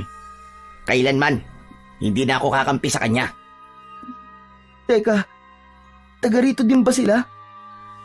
Walang taga rito, Daniel. Matagal nang abandonado ang lugar na to. Lumipat lang ang grupo namin dito matapos makausap ni Kap Marcelo at tatay mo. Ano? Sa simula pa lang ay pinagplanuhan na namin kayo dahil ang dugo nyo ang tatapos sa ritual na ginagawa namin. Dugo? Eh ano namang mapapala niyo sa dugo namin? Espesyal ang inyong dugo. Espesyal? Tay, ano po ba sinasabi niya? Anak, hindi ko pa nasasabi sa'yo. Pero ang dugo kasi natin ay mula sa angka ng mga antingero. Kapag ininom nila yon, magkakaroon sila ng kakaibang lakas at kapangyarihan. At hindi namin hahayaang mangyari yon. Matagal na namin plano na pabagsakin ang hayop na Marcelo na yon. Matagal na kami naghihintay ng oras. At ngayong gabi na yon. Bigla kong naalala ang kwintas na ibinigay sa akin ni tatay. Hinugot ko yun sa loob ng aking damit. Antingero pala tayo, tay. Pero bakit ganun? Wala namang bisa itong binigay niyong medalyon sa akin. Muntik na po akong mapatay ni Kapitan Marcelo. Sandaling natahimik ang lahat. Pero maya-maya pa ay biglang lumapit si Mang Jose at maingat na tinignan ang kwintas na hawak ko. Hindi yan nawala ng bisa, Daniel. Natutulog lang ang kapangyarihan yan. Matagal na kasi hindi napapakain ang dasal. Pwede ko bang mahiram? Medyo nagduda pa ako nun, pero binigay ko din ang medalyon nang makita kong tumango si tatay. Nang hawakan niya yon, bigla siyang nagulat. Muntik pa niyang mabitiwan ang medalyon. Sabi ko na nga ba, tama ako. May tangan kang isang malakas na agimat. Kaya nung unang nagdikit ang ating mga balat ay nakuryente ako. Hindi ako nagkamali na sundan kayo dito. Ikaw ang makakatulog sa amin para tapusin si Kapitan Marcelo. Bigla kaming natigilan nang marinig naming tumawa si tatay. Bigla din siyang tumahimik nang mapansing lahat kami ay nakatingin sa kanya. Pasensya na. Hindi ko lang maiwasan tumawa. Naalala ko kasi nung papunta tayo dito kanina. Napagkamalang ko itong si Mang Jose na isang aswang. Naikwento kasi ni Lolo noon na kapag may tangan kang ganyan at may nadikit sa iyong masamang loob o masamang elemento, masasaktan siya. Hindi naman ako nasaktan. Nagparamdam lang sa akin ang medalyon. Kaya niya ako kinuryente. Pasensya na kayo, Mang Mando at Daniel. Yung palang mga kinikwento ko sa inyo tungkol kay Mang Jose. Lahat yun ay kasinungalingan. Liban doon, sa namatayan siya ng mga kapamilya. Hindi siya mangkukulam. Ang totoo niyan, ay isa talaga siyang magaling na antingero. Nakilala namin kumakalaban sa grupo namin. Sabi ko na nga, be. Parang may mali kasi sa kwento mo. Oo, Daniel, aminado ako. Gumagawa lang naman ako ng kwento. Ayoko kasing mabulilyaso ang misyon ko nang dalhin ko kayo kay Marcelo. Pero nagbago na ako. Sawa na akong magpaalipid sa kanya. Mabuti at nasa panig ka na ngayon ng tama. At ang misyon natin ay pabagsakin ng tuluyan si Kapitan Marcelo. Tama yan. Sama-sama natin pababagsakin ang paghahari ng aswang na yon. Pagkasabi nun ay pumikit ang matanda at sinimulan niyang bigkasin ng orasyon. Habang ginagawa niya ito, ay nakita kong biglang lumakas ang hangin. Tapos ay biglang nagliwanag ang medalyon. Wow! Ang ganda! Nagliliwanag na po siya, Mang Jose. Tama ka. O eto, isuot mo na. Pwede mo na yung gamitin bilang sandata laban sa mga aswang na katulad ni Marcelo. Maingat kong kinuha ang kwintas at isinuot ko yun sa aking leg. Paglapat nito sa aking dibdib, ay may naramdaman akong banayad na kuryente na dumaloy sa aking ugat. Ngayong gising na kapag yari ang medalyon, may isa lang sana akong ipapakiusap sa iyo. Ano po yun, Mang Jose? Kung masasama ka sa laban, tandaan mo ito. Tanging mga aswang na may pulang bata lang ang papatayin mo. Sila ang mga kampo ni Marcelo. Pero may kulay asul na bata. Sila ang mga kakampi natin. Sige po, Mang Jose. Tatandaan ko po ang lahat ng yan. Pagkasabi ko nun, ay bigla akong napaigtad nang may maramdaman akong kakaibang init mula sa medalyon. Sinabi ko yon kay Mang Jose. Isang masamang babalayan. Mga kasama, parating na sila. Handa na ba kayo makipaglaban? Oo, Mang Jose. Handa na kami. Kasabay ni Erning ay sumigaw din ng pagsang-ayon ang mga kasama naming aswang. Maya-maya pa ay narinig na namin ang malalakas na alulong ng mga aswang. Meron ding malakas na pagaspas ng pakpak sa itaas. Nagsipaghanda kaming lahat. Ilang sandali pa ay biglang bumulusok pababa si Marcelo.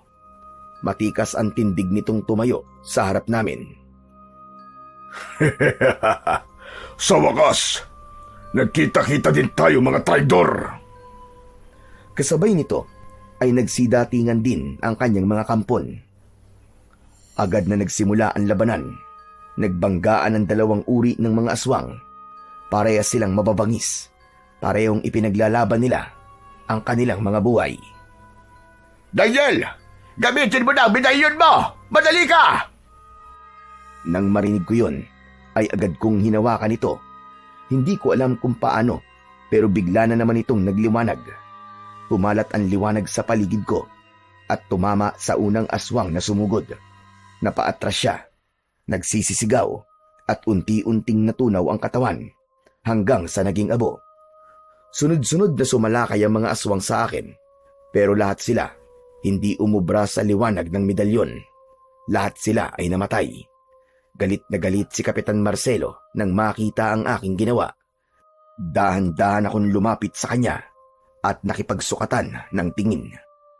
Maigpit ang hawak ko sa aking medalyon. Wala akong sandatang dala, kundi ang liwanag lang na galing dito. Akala mo ba ay matatalo mo ko, bata? Susubukan ko! Tatalunin kita, Marcelo! Huwag kang masyadong mayabang! Biglang kumilos si Kapitan Marcelo. Mula sa kanyang katawan ay lumabas ang makapal na usok. Itim na itim. Kumalat ito sa paligid. Ang bawat madaanan ng usok, kakampi man o hindi, ay biglang napapahawak sa kanilang dibdib. Bumubula ang bibig at bumabagsak sa lupa. Daniel! Mag-iingat ka! Itinaas ko ang medalyon. Mas lumakas ang liwanag nito. Parang gumawa ito ng isang bilog na kalasag na siyang nagtutulak sa usok, palayo sa akin. Walang kwenta ang kapangyarihan mo! Itinaas ng pinuno ng mga aswang ang kanyang mga kamay. Dahil doon ay mas kumapal pa ang itim na usok. Nagsimulang manghina ang ilan sa mga kasama naming aswang. Kahit si Mang Erning ay napasigaw habang tinatakpan ang kanyang muka. Hindi! Hindi maaari ito! Naramdaman ko ang alinlangan sa sarili ko ng mga oras na yon. Parang nawalan ako ng pag-asa. Malakas ang kapangyarihan ng aswang na yon, pero biglang may humawak sa kamay ko. Muli niyang itinaas ang medalyon at saka umusal ng dasal. Napatingin ako sa kanya. Tay! Dalawa tayong makikipagtos sa aswang na yan, anak. Tutulungan kita. Ramdam ko ang init ng kamay ni tatay. Sabay naming hinawakan ng medalyon. Maya-maya pa, lumapit si Mang Jose. Humawak din siya sa medalyon. Tatlong antingero! Laban kay Marcelo! Pagdampi ng kamay ni Mang Jose sa medalyon, biglang lumakas ang liwanag nito. Parang may mainit na hangin na dumaan sa pagitan naming tatlo. Halos hindi ako makahinga ng maayos dahil sa lakas ng enerhiya nito. Sa harap namin ay naroon si Kapitan Marcelo. Nakataas din ng kanyang mga kamay. Pinalalakas pa niya lalo ang usok na lumalabas sa kanyang katawan. Mas kumapal ito at ang usok nito ay medyo tumatagos na sa harang. Kailangan matalo natin ang usok, Daniel. Isentro natin ang liwanag kay Marcelo. Ngayon na! Sabay-sabay naming ibinaba ng bagya ang aming mga kamay at itinuro yun kay Marcelo.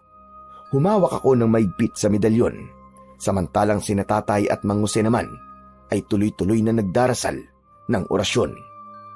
Dahan-dahan, may lumabas na gintong liwanag mula sa gitna namin. Tumama yon sa kinaroroonan ni Marcelo. Kumalat ang liwanag at ang usok na galing sa kanya ay nagsimulang humina. Narinig namin siyang sumigaw habang tinatakpan ang mukha niya.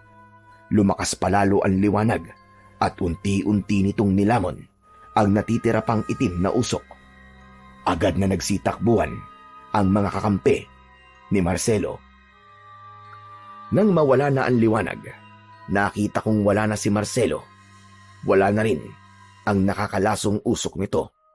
Tanging abo na lamang ang naiwan sa lupa. Tapos na! Patay na si Marcelo! Patay na siya! Nanalo tayo, mga kasama! Nang marinig namin ang sigaw ni Mang Jose, nagsigawan din ang mga kasama namin sa tuwa. Si tatay naman ay napaupo na sa lupa. Agad ko siyang nilapitan. Tay, kumusta po kayo? Ayos lang po ba kayo? Ayos lang ako, anak. Pagod lang ako. Pero masaya ako, anak. Sa wakas, makakauwi na rin tayo. Umupo ako sa tabi niya. Pareho kaming tahimik. Pareho ding hinahabol ang hininga. Ilang sandali pa, lumapit si Mang Jose sa amin. Tapos na ang misyon namin. Salamat sa inyo. Wala kang dapat ay pagpasalamat sa amin, Mang Jose. Dahil kung wala ka, baka hindi namin kinaya ito. Mukhang talagang nakatadhana na magkikita-kita tayo dahil tayong tatlo pala ang makakagapi sa hayop na Marcelo na yon. Tapos na po talaga, no? Wala na pong mga aswang? Oo, Daniel. Makakauwi na kayo ng tatay mo. Pero paano po? Sira po yung sasakyan namin. Daniel, ano kasi, ang totoo niyan, ako sumira ng sasakyan nyo eh. Pero, kaya ko namang ayusin yon. Akong bahala. Ano? Ikaw ang sumira ng sasakyan namin? Pambihira naman yan, oo. Napakamot siya sa ulo. Parang batang nahuli sa kalokohan. Napangiti na lang si tatay at nag-aya ng pumunta sa baryo. Lumabas na kami ng gubat. Pagdating sa baryo, agad na inayos ni Mang Erning ang sasakyan. Hindi nagtagal, umaandar na yon. Aba, ayos ah. Magaling ka palang mekaniko. Opo, dati po ako nagtatrabaho bilang mekaniko doon sa bayan. Bago ako naging kampo ni Marcelo. Siya nga pala, sandali lang ho. May kukunin lang po ako saglit. Umalis si Erning. Pumasok ito sa bahay na tinuluyan ni Kapitan. Paglabas niya ay may dala na itong isang malaking bag. Ibinigay niya ito sa amin. Teka. Para saan to? Sa inyo na po yan. Hindi po namin niya magagamit dito eh. Agad na binuksan ni tatay ang bag at nakita naming maraming pera ang laman nun. Agad na ibinalik ni tatay ang bag kay Mang Erning, pero tumanggi na itong kunin ang bag. Maging si Mang Jose ay sinabing sa amin na lamang ang pera. Naku, salamat. Maraming salamat sa inyo. Napakalaking biyaya nito. Matapos yun, ay nagpaalam na kaming dalawa. Pinaandar na ni tatay ang truck. Habang umaandar, tanaw ko sila. Kumakaway sila sa amin. Tay, mabuti na lang po't nakaligtas tayo. Oo nga anak eh. Ngayon, pwede na tayong magsimula ulit. Ngumiti kaming pareho. Tapos na ang bangungot. At kung meron man akong dapat na ipagpasalamat, yun ay ang kaligtasan namin ni tatay. Pagdating namin sa aming baryo, wala kaming inaksayang panahon. Agad kaming naligo at nagbihis. Pumunta kami sa simbahan. Tahimik kaming nagdasal at ipinagpasalamat sa Panginoong Diyos ang aming pangalawang buhay. Paglabas namin ng simbahan, hinawakan ni tatay ang aking balikat. Anak, hindi lahat ay nabibigyan ng pangalawang pagkakataon.